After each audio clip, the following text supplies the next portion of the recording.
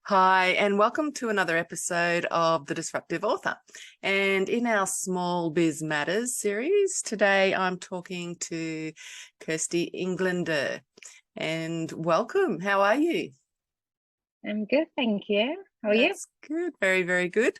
I am quite excited to be talking to you today and finding out about your business. We talked briefly recently about what you're doing and more importantly, what you're doing differently, which I think is really quite exciting.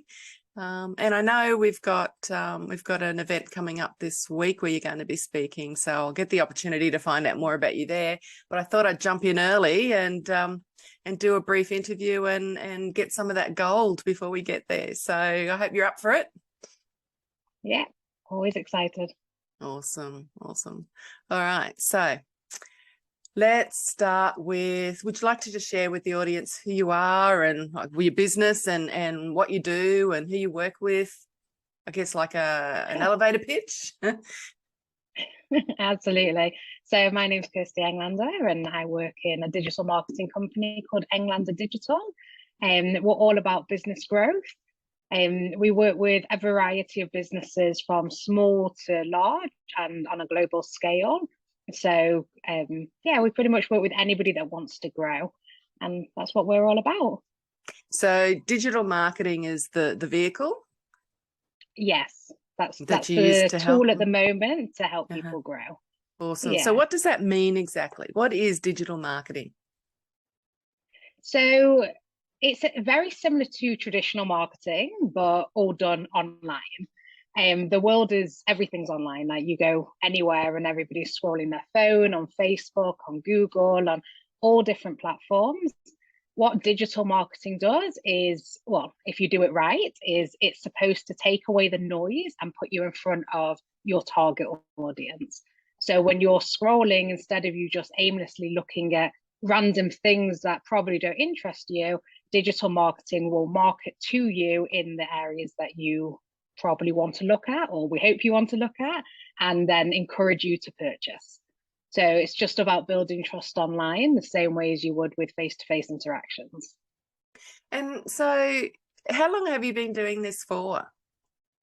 So I've been doing digital marketing now 5 years, but I've been in business since I was 15 and always, well, when it started to happen, I discuss digital marketing with the marketers and then with the business owner. So I was always the translator. Okay. All right. A while. And you just have like an understanding so you can actually do that. Yeah, well, I think a massive part is understanding business. I've never just been in one industry. I've consulted and been around many. So understanding what a business actually needs, it's kind of the difference between somebody saying, how many leads do you need? And, you know, the prospect or the client saying, I need 5, but then actually understanding, well, out of those 5, how many are you going to sign up? Because if you're not going to sign up anything from the 5, we need to know how many people you need to speak to in order to get that sale. And that's not really a digital marketing approach, it's a business approach. So Totally. Yeah. But then you use digital marketing to make that happen. Absolutely. Well, where I'm going with that is, so having those years of experience, because I've sort of dabbled in this marketing online business for myself a little bit. And if you don't know what you're doing, there's a lot of trial and error that goes on, like, you know, test and measure, so much trial and error. So how did you get to where you are? So I guess, like, how much of this have you done in that period of time that you can confidently to say to somebody, I can help you grow your business? Well, I lost thousands upon thousands of dollars in exactly that at the beginning. In the trial and measure. In the A/B testing and the trying to understand the right platform, and not just the right platform, but how it should look, how it should sound, what measurements you should be looking at, like everything. It was a bit of a nightmare. And it wasn't just in the digital realm. Like I also dabbled with it in my other businesses, and I just lost. And now I joke and say I lost all that money to help my clients today.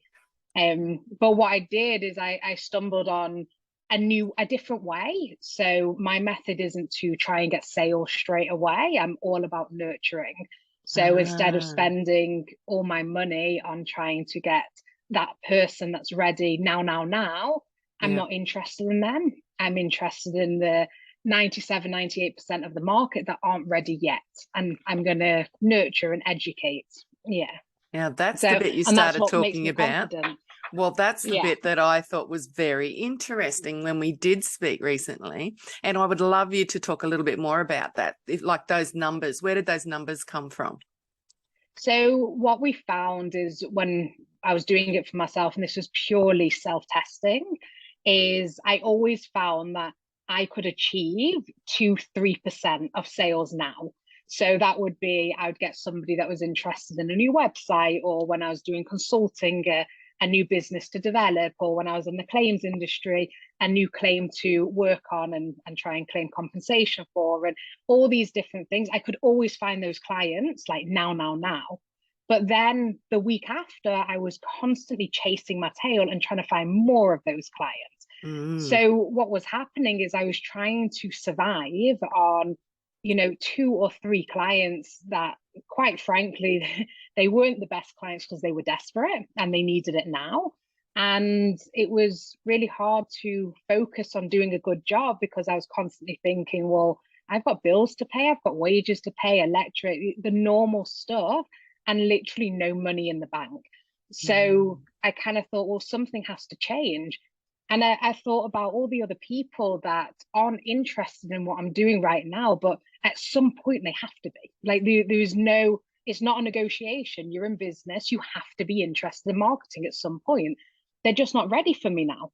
So I started to think, and obviously a lot of research, like I'm not reinventing the wheel here, and just learning what other people are doing, trying not to recreate the wheel, but also trying to find the right approach for me.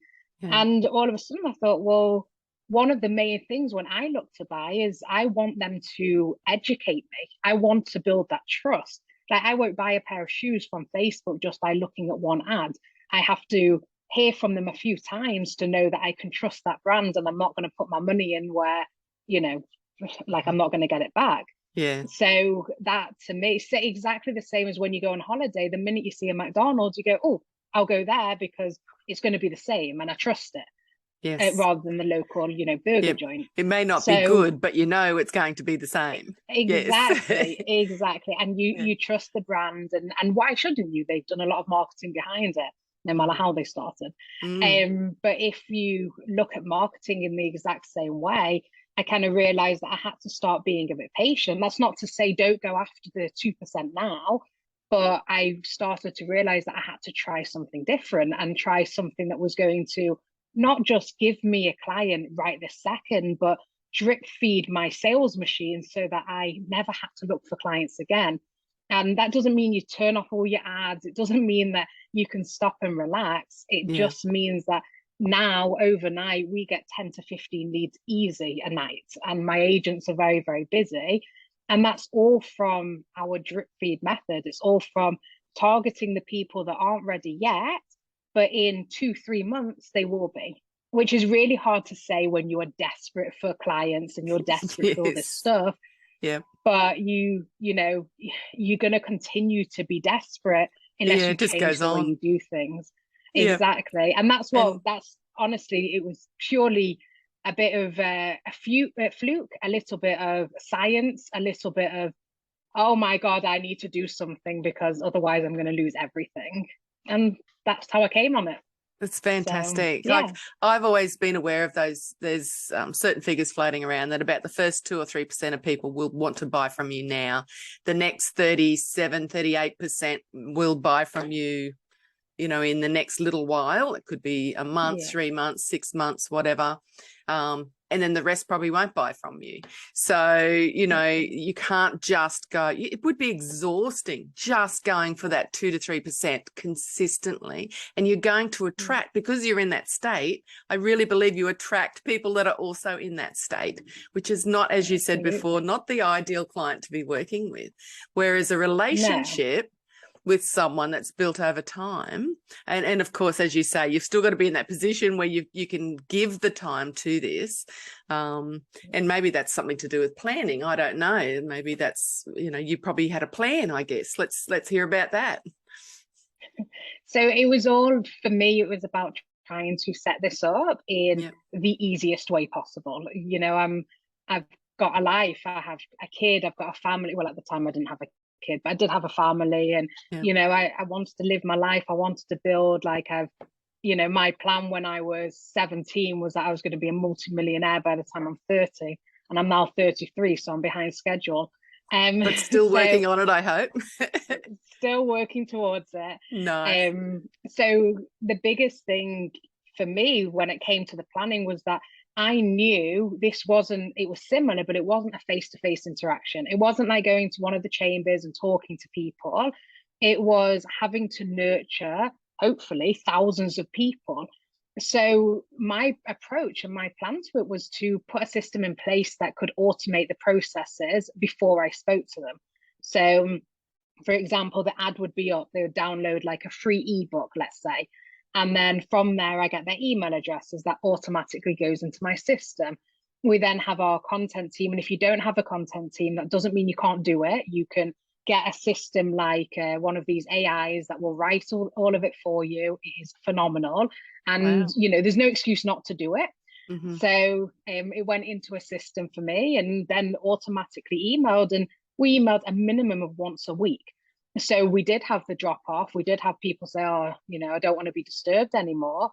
But we also had a lot of people that went, oh, hold on. So do you guys do this? Or do you understand how this works? And things like that. So wonderful. For me, the plan was to get it to a stage where, people wanted to use us or were close to wanting to use us before they even spoke to us.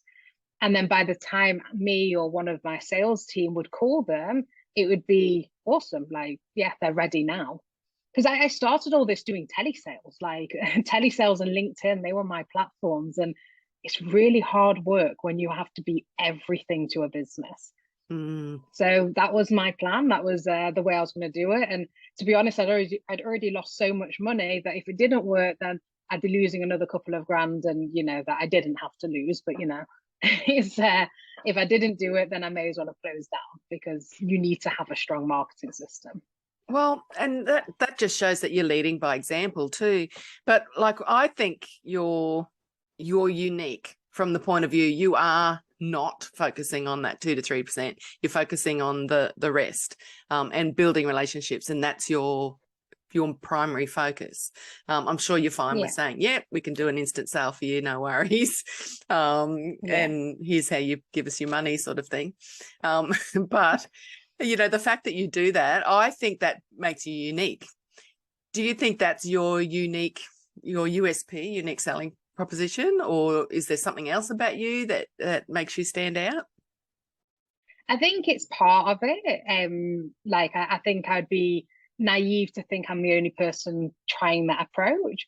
I think a massive part, especially in the industry I'm in, is the honesty and integrity part. Like we are very, very upfront and honest with our clients. We're to the point where we actually do fortnightly reports, monthly reports, so that everybody can see where we are. Nice. But I think the biggest point about us is that we're actually all business owners first and digital marketers second, which means that our unique angle is, I understand your business, I understand my business, I understand, a kitchen maker, and I understand the claims industry and plumbers and electricians, and I understand how the business works.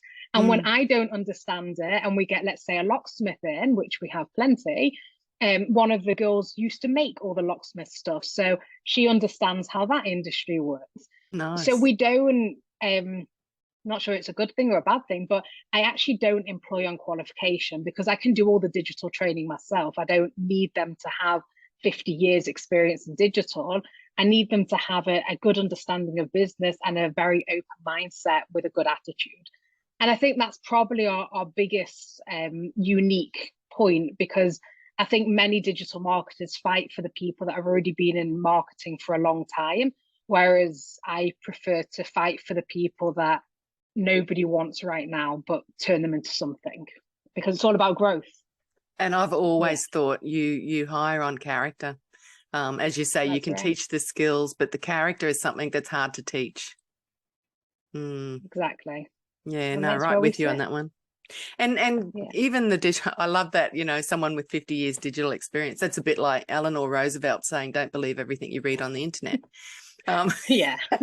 Because digital, 50 years. Yeah, it's a bit long. Anyway, I know where you're going with that. Yeah. So it just reminded me of that quote. So with the digital stuff, so the fact that you focus, so a lot of people in small business, my understanding is that they build their business first, and then as the need comes up, they start thinking about automating. You've done it the other way around, and you've thought straight up, I need to automate so that I can grow the business. Not wait until I've grown it and then automate it so I can grow it more. So I think that's probably something that was pretty smart too. Well, I think that comes again from a bit of experience. Like, I was in automation. I watched businesses, you know, I worked in corporate and I worked with tiny businesses from the ground up, and I watched them fail, and it is heartbreaking because you love these people and you work with them and you really want them to succeed. But, you know, my attitude is a clever business woman or man will plan in his busiest times for his quietest times. And what a lot of business owners will do is they will, because they're busy and normally being fools in the best way possible, but because they are busy running around doing all this stuff, they don't plan. And then they get to a point where it becomes a little bit too late. Because to automate once you're already in a certain position makes it very, very hard to keep growing, in my eyes. So you've got to have vision. You know, I've absolutely, and don't get me wrong, it didn't come to me overnight. Like, I failed a lot and succeeded as well. And I've been in it a long time and probably a little bit too young I started. But you know, it comes with the experience. So you just learn these things, and you know, the automation takes away jobs. And the whole point for me is that I didn't want all these jobs. And when I brought in a team, the point for the team was not that they had to handwrite stuff in a system. It was that they could work on growth and strategy and like looking after my clients and my business, because that's what they're there for. So there's parts that each area play with, and I just think a lot of business owners get scared and lost, so they just do what they feel is right. Wow. So how many in your team now? We are up to 20, God, I should know this, 25, I think. Isn't that nice when your business is getting to that point where you've forgotten how many people you've got? That's awesome. Well, I try. I know it sounds awful, but I try, and my project manager and general manager, they try and look after all that stuff. I'm too much of a softie. Like, I give far too many chances and train far too much that it's I shouldn't be in that position. So you're smart enough to know what you're good at and what you're not good at. Absolutely. And I don't believe in trying to better what I'm not good at. I believe in strengthening what I am good at more and more. So I prefer to hire people that absolutely, you know, love the things that I hate. Yeah, it's so smart. Absolutely. So how are you disrupting the industry, do you think? How are you shaking things up within digital marketing? Well, I think we are becoming very much growth hackers, but I think we're doing it in a very honest and reliable way.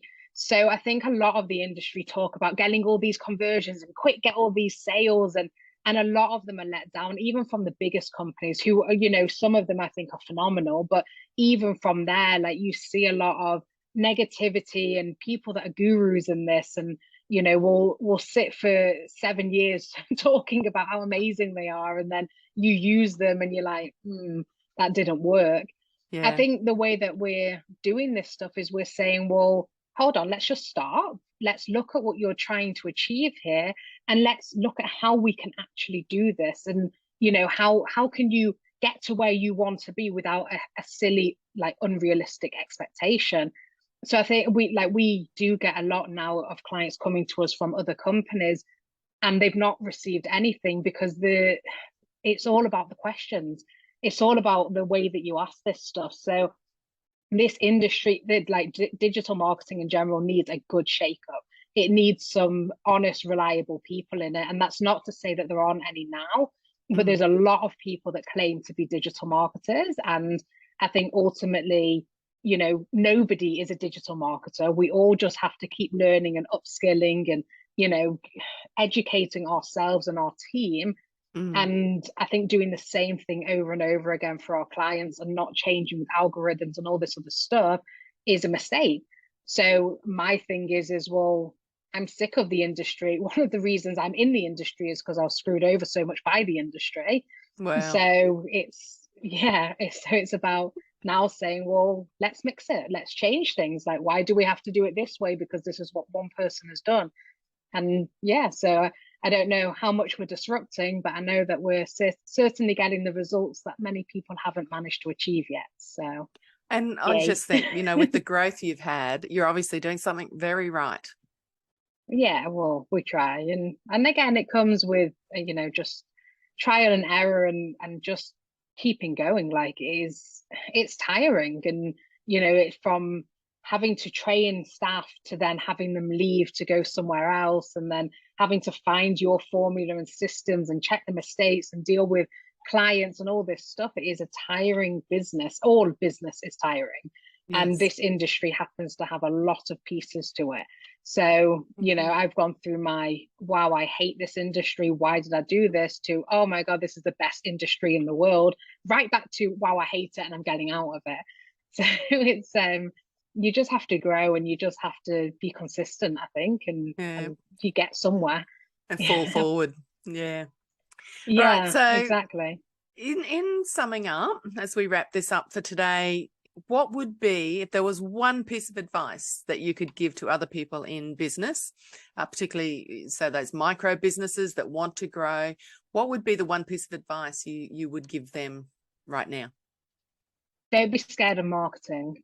So many businesses will wait on marketing because as if it's the, you know, the minute a business struggles, the first thing they do is turn marketing off. It makes no sense.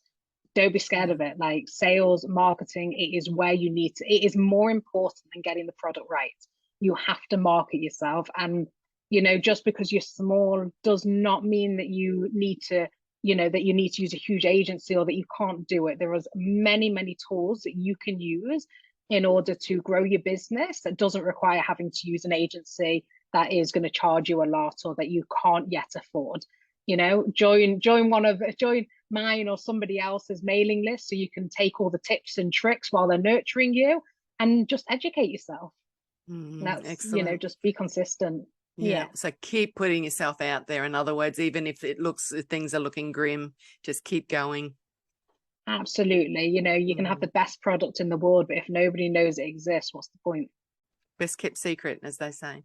Yeah, exactly. Awesome. Look, it's been fantastic talking to you. I would like to add your email list, your probably your newsletter link to this the spiel that goes with the podcast, and that way people can join your list if they want. I just think marketing is something that we all struggle with. We all, you know, seem to be trying to get it right, and sometimes we do and sometimes we don't, and then things change, constantly changing several thousand times. So much fun. So I'm sure people would be happy to jump on board there and grab some tips from you. So what's your web address, just for the listeners? So Englander Davis, ENGLANDERDAVIS.com. Yeah.